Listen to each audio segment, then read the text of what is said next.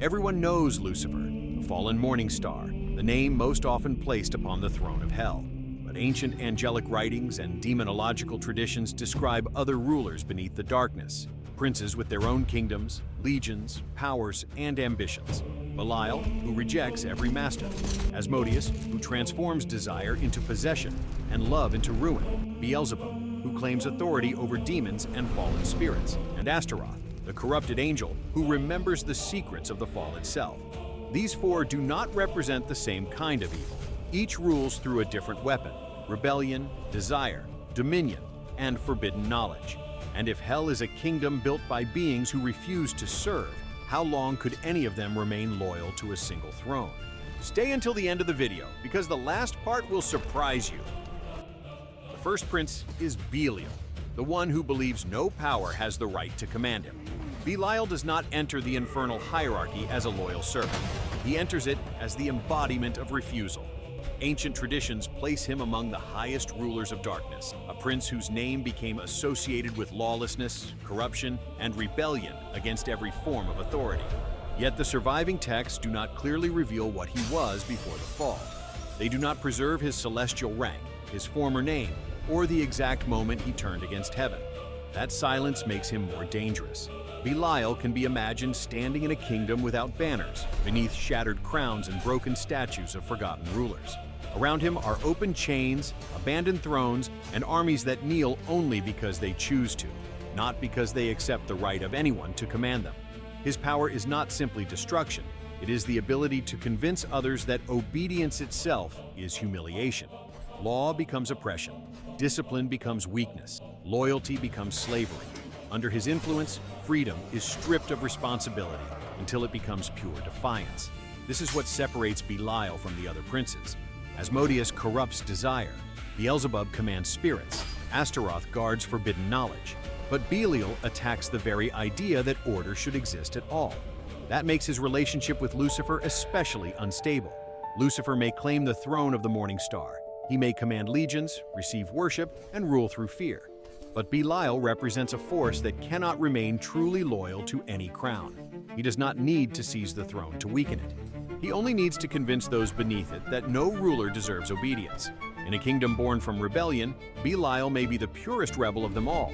And while Lucifer seeks to rule hell, Belial represents the possibility that hell itself may refuse to be ruled. Asmodeus, the prince who turns desire into a prison. Asmodeus does not begin his story before an army or an infernal throne. He enters it inside a bridal chamber. In the Book of Tobit, Sarah is married 7 times. 7 times a husband enters the room beside her, and 7 times before the marriage can be completed, the man dies. Behind each tragedy stands the same presence, Asmodeus. He is not described as loving Sarah. He is described through what he destroys around her. That is the nature of his power. Asmodeus represents desire stripped of tenderness, passion transformed into control, and jealousy so absolute that it would rather destroy what it cannot completely possess. Under his influence, affection becomes obsession, pleasure becomes dependency, love becomes a locked room. The surviving account does not tell us what Asmodeus was before this. It does not reveal a celestial name, an angelic order, or the moment of his fall. Later traditions raised him into the highest circles of the infernal hierarchy, portraying him as a king or prince commanding vast legions, but his earliest story remains deeply personal. His kingdom can be imagined as an enormous wedding palace corrupted from within. Dark red marble corridors, melted rings, burned veils, empty banquet tables, and statues of lovers divided by cracks running through the stone.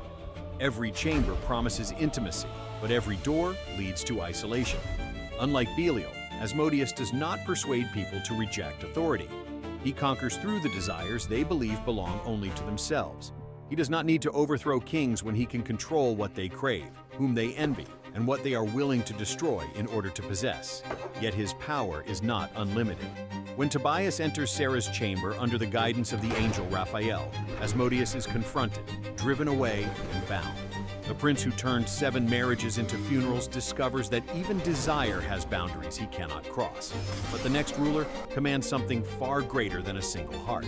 Beelzebub claims authority over the demons themselves. Beelzebub, the prince who commands the fallen. Beelzebub does not emerge from the shadows as a solitary tempter. He arrives surrounded by authority. In the Testament of Solomon, he is presented as a prince and ruler among demons, a being before whom lesser spirits tremble. When summoned into the presence of Solomon, he does not speak like a common servant of darkness. He speaks like a dethroned celestial power, who still remembers what it meant to stand above others. He claims that he was once the first angel of the first heaven. If that declaration is true within the tradition, then Beelzebub's fall was not the descent of an insignificant spirit. It was the corruption of a being already accustomed to command. What he once governed in light, he now governs in darkness. His kingdom can be imagined as an immense infernal court built from the remains of celestial grandeur.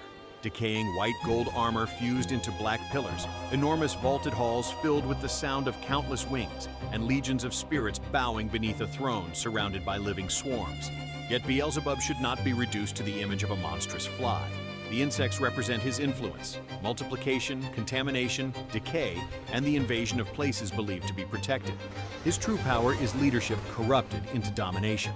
The traditions associated with him connect his influence to tyrants, warfare, envy, murder, and the collapse of kingdoms from within. He does not always destroy a ruler directly. He whispers into the ruler's ambition, strengthens cruelty, turns suspicion into persecution, and transforms political power into a weapon against the people it was meant to protect. This makes him one of the most dangerous rivals near Lucifer's throne. Lucifer may claim the crown, but Beelzebub claims the obedience of the spirits beneath it. A ruler can survive hatred from his enemies.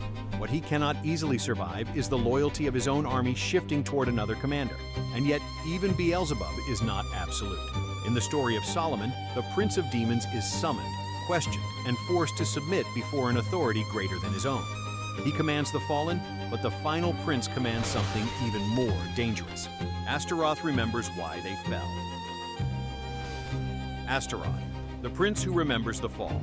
Astaroth does not rule through rebellion, desire, or armies alone. His greatest weapon is memory. In the Ars Goetia, he is described as a powerful duke, appearing in the form of a corrupted angel, mounted upon an infernal dragon, and carrying a serpent in his hand. Other demonological traditions place him among the great princes of darkness.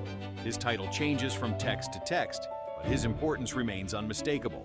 Astaroth is said to command 40 legions and possess knowledge of hidden things. He can reveal events of the past, expose secrets buried in the present, and speak of possibilities still approaching. Most disturbingly, he is believed to know how the spirits fell, and the reason for his own descent. His kingdom can be imagined as an immense ruined archive beneath the infernal world. Broken celestial tablets float through smoke. Maps of heaven lie burned across black stone tables. Forgotten names are carved into pillars, then violently erased. Serpents coil around sealed manuscripts while dragons guard doors that no other spirit is permitted to open. At the center stands Astaroth, still carrying traces of what he may once have been. A noble but distorted face, blackened golden armor, scorched angelic wings, a fractured halo, and eyes that seem to recognize events everyone else has forgotten. One tradition even suggests that Astaroth claimed he did not fall willingly. If true, that statement changes everything. Was he forced into rebellion? Was he deceived? Did he witness a secret agreement between the fallen powers? Or is the claim merely another lie designed to make corruption appear innocent? This is what makes Astaroth dangerous to Lucifer. Belial can challenge his authority. Asmodeus can corrupt those around him. Beelzebub can turn legions against him. But Astaroth may know the truth behind the throne itself. Who created the rebellion, who betrayed whom, and which secret could destroy the Morning Star's claim to rule. The most dangerous prince is not always the one with the largest army. Sometimes it is the one who remembers what everyone else was commanded to forget. These four princes do not rule the same way, and they do not represent the same form of darkness. Belial corrupts freedom until it becomes lawlessness. He teaches that every command is oppression, every responsibility is weakness, and every throne exists only to be challenged. Asmodeus corrupts desire until it becomes possession. He does not destroy love by removing passion, but by turning passion into control, jealousy, and obsession. Beelzebub corrupts authority until leadership becomes domination.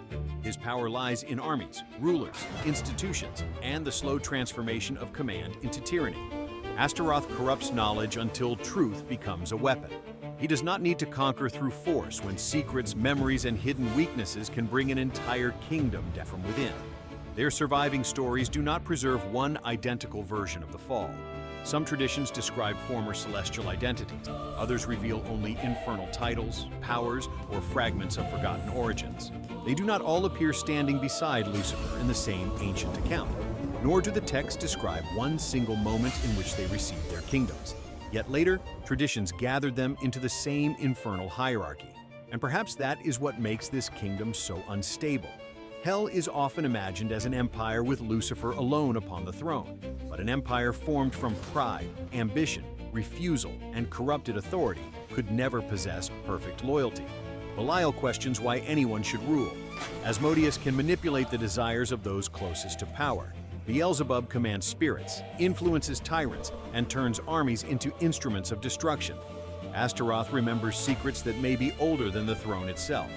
None of them needs to begin an open war to threaten Lucifer.